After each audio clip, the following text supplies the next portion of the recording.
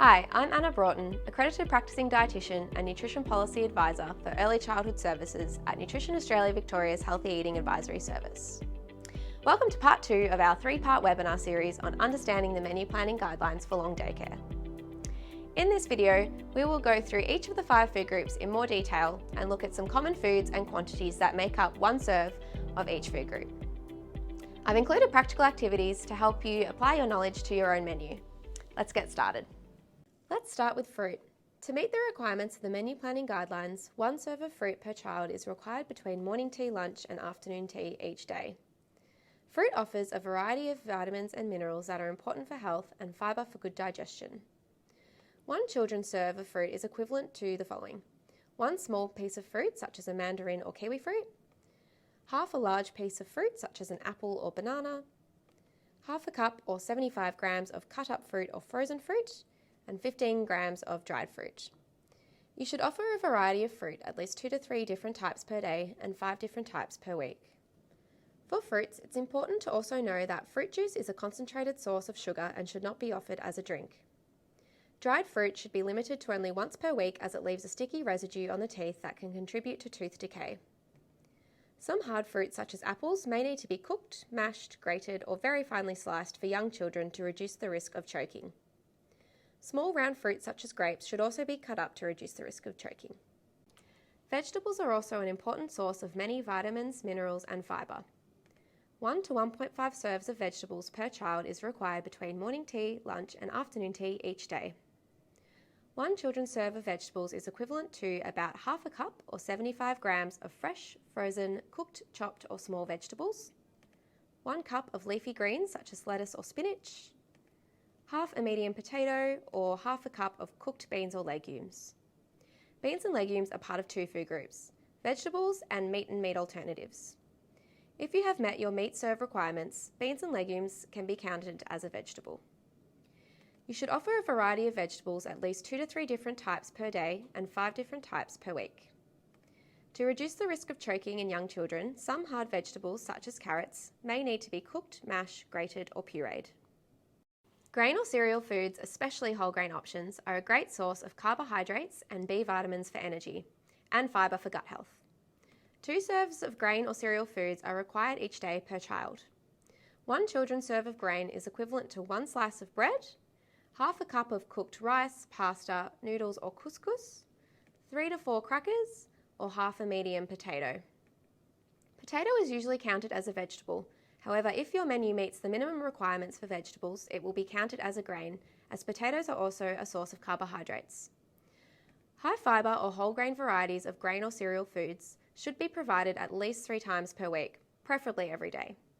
This includes wholemeal or multigrain bread, brown rice, wholemeal pasta, oats or wheat bix.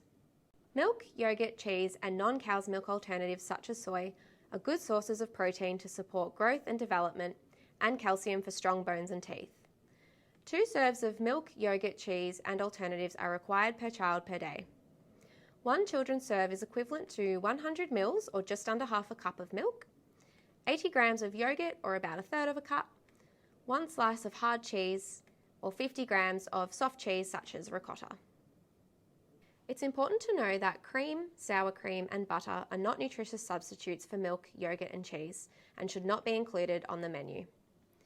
It's recommended that milk is offered as a drink at morning tea and or afternoon tea every day to help meet children's nutrition requirements.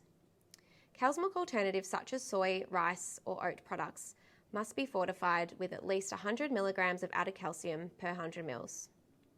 Now we'll take a look at how to read a product label for calcium fortification. Dairy foods such as milk, yogurt and cheese are good sources of calcium. So it's important when using milk alternatives such as soy, rice, oat or almond milk, they are fortified with calcium so that children don't miss out on this vital nutrient. To check if a milk alternative has enough calcium, look for the nutrition information panel on the packaging, as shown here. Find calcium in the left-hand column. If it's not listed, it's unlikely the product has been fortified with calcium and should not be chosen. If you can see calcium on the label, then look at the per 100 ml column and find the corresponding number for calcium. The milk alternative must have at least 100 milligrams of calcium per 100 ml of milk to be a suitable alternative. As you can see, this example has 160 milligrams of calcium per 100 mils and meets the requirements. Meat and meat alternatives are good sources of nutrients such as protein, iron and zinc, which are important for growth, energy and the immune system. The menu planning guidelines require 1 serve of lean meats or alternatives per child per day. 1 children's serve is equivalent to 50 grams of raw lean red meat, pork or poultry, 30 grams of cooked red meat or 40 grams of cooked poultry, 60 grams of raw fish or 50 grams of cooked or canned fish. For meat alternatives, 1 children's serve is equivalent to 1 egg, 85 grams of tofu, half a cup of cooked or canned beans or legumes, or 60 grams of hummus. It's important to know that a variety of meats and meat alternatives should be offered over a 2-week menu. Lean ham or lean shortcut bacon may be included on the menu once or twice per week. Once as a major ingredient, such as a ham and salad sandwich, or twice as a minor ingredient, such as diced ham in a zucchini slice or frittata, or diced shortcut bacon in fried rice. Ham and bacon should not be on the menu more than twice per week, as they are processed meats which are higher in salt and saturated fat than lean meats. Fattier cuts of bacon, such as middle or streaky bacon, should not be included on the menu at all. Now it's time to review your menu again for Activity 2. In this activity, we'll extend upon the food groups you identified in Activity 1 and begin to calculate the quantities of ingredients required to meet 1 children's serve of lean meat and meat alternatives, vegetables and legumes, or grain and cereal foods. Before you get started, ensure you know the number of children your menu provides for and have a recipe including all the ingredients for 1 lunch meal ready to go. Find the link to Activity 2 in the comments below. For more information on the menu planning guidelines and calculating serves, we recommend you take a look at these helpful resources on the Healthy Eating Advisory Service website. Ingredient quantity guides for long daycare menus, ingredient quantity guides for larger long daycare menus, and getting started with the menu planning guidelines. Links to these resources are also available in the comments below. For free support and advice, contact your local health promotion officer or give us a call at the Healthy Eating Advisory Service on our info line 1300 22 52 88 or email us at heath@nutritionaustralia.org.au. Thank you for watching. Up next, Part 3, All Other Requirements.